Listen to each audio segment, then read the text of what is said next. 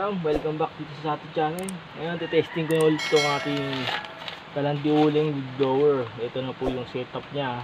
Ito yung mas magandang blower to. Bali dapat, benta ko dito lang ay 450 po. 450.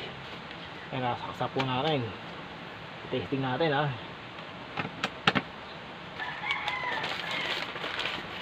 Kaya dito po pag ano yan, ilang mo to kasi sila yung pawel.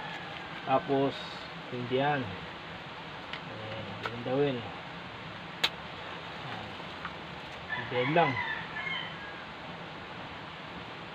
Yan. Pagkas hindi, buksan nyo yung blower. Yan na. Yan na yun. Yan na po. Yan na po. Diba?